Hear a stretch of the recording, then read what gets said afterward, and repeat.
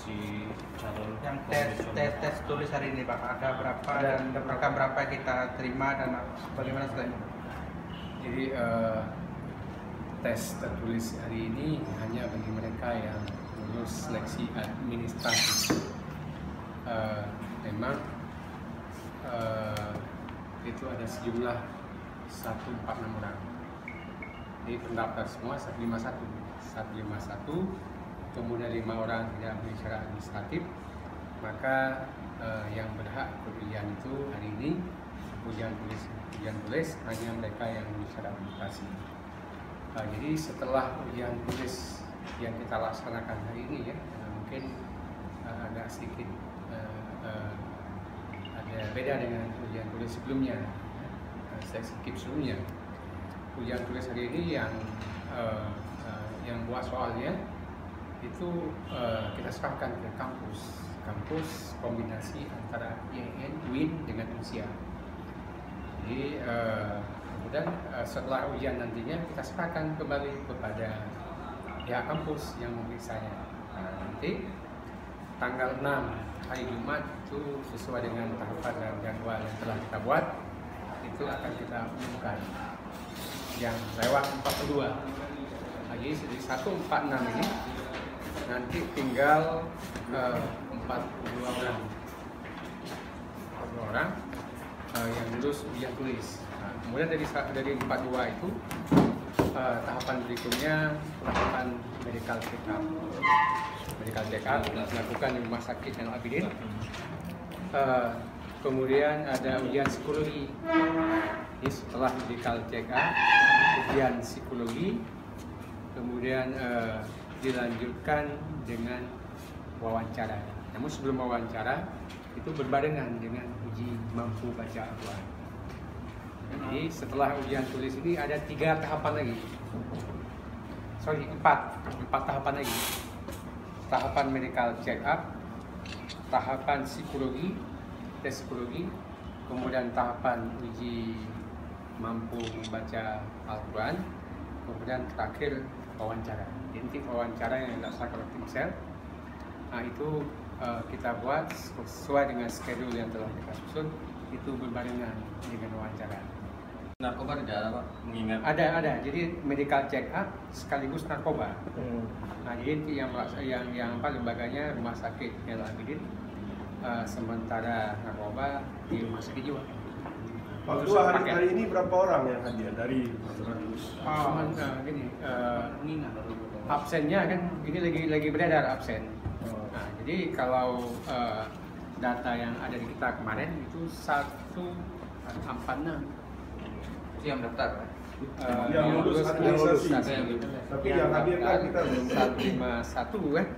Kemudian yang datang semuanya hari ini itu belum ada data, lagi diproses. Ada diedarkan absen.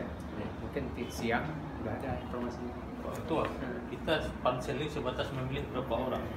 Kita cuma 21 orang Dari 42. Ya makanya ini besok tanggal 6 Jumat besok sesuai dengan jadwal kita sudah kita umumkan yang lulus ujian tertulis ini 42 orang. Jadi setelah itu baru seleksi yang berikutnya, sehingga kewenangan tim sel itu hanya untuk menyampaikan atau menyeleksi sejumlah 21 orang yang akan kita serahkan kepada DPRA. DPRA melakukan fit and proper test. Itu udah kewenangan mereka. Ya, itu milih 7 orang. Dipilih oleh DPRA, oleh Komisi 1 nantinya 7 orang yang jadi 7 orang yang dicadangan. Jadi perlu cadangan kan terkait dengan misalnya ada pelanggaran kode etik yang dilakukan oleh 7 orang yang terpilih itu. Nanti ada PAW. Jadi 7 orang, jadi 7 orang itu nanti dipersiapkan untuk PAW. Jadi sama dengan proses rekrutmen KPU RI seperti itu. 7 yang jadi 7 PAW. Ada cadangan Pak. Ya? Cadangan. Yang sekarang penyelenggara pemilu itu kan ketat dengan adanya DKPP. Tidak boleh sembarangan kan? Jadi kan banyak sekali dipecat. Aceh ya banyak yang ini kan oleh DKPP. Jadi makanya cadangan itu juga punya peluang nantinya. Kalau kita perkembangan jumlah anggota KIP ya yang diberhentikan dari Aceh lumayan. Nah, jadi cadangan itu terbuka peluang bisa jadi nomor jadi ya. Pak, tes narkoba ini Pak baru tahun ini dilakukan atau memang sebelumnya sudah ada? Sebelum sudah ada narkoba sebelumnya sejak awal KIP dibentuk itu ada tes narkoba. Juga pelaksanaannya sama di rumah sakit jiwa. Kalau psikologi kita kerjasama dengan Nurjana Natura itu. Psikologi itu.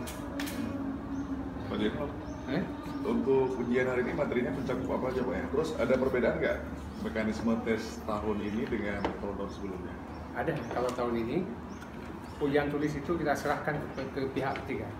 Kalau sebelumnya mungkin yang buat, bukan mungkin ya, yang buat soal tim kita serahkan ke pihak ketiga aja. Itu bedanya. Ya, tiga itu dari mana? Dari Unsiah gabung dengan IAIN. Jadi makanya soal ujian hari ini ada materi syariat Islam. Itu syariat Islam itu soalnya dari UI. Kemudian yang umum-umum itu dari Unsiah, umum terkait dengan kepemilikan. Kemudian undang-undang dasar, tata negara, kebangsaan, Pancasila itu dari Unsiah. Jumlah soal? Jumlah soal dia ada dua model, ada yang COS, dan ada yang SC. Yang COS itu 30 soal. 30 itu kita bagi dua, 10 soal berkaitan dengan syariat Islam, 10 lagi yang 20 lagi yang umum. Kemudian SC 7 soalnya. 3 mengenai syariat Islam, 4 mengenai yang umum. Yang umum tadi undang-undang dasar, Pancasila, kemudian tata negara, kebinekaan, penyelenggaraan pemilihan umum, kemudian partai politik, UPA, Putusan Aceh, UPA, hal yang terkait dengan Putusan Aceh, itu. Apa kita akan meminta masukan dari masyarakatnya Pak?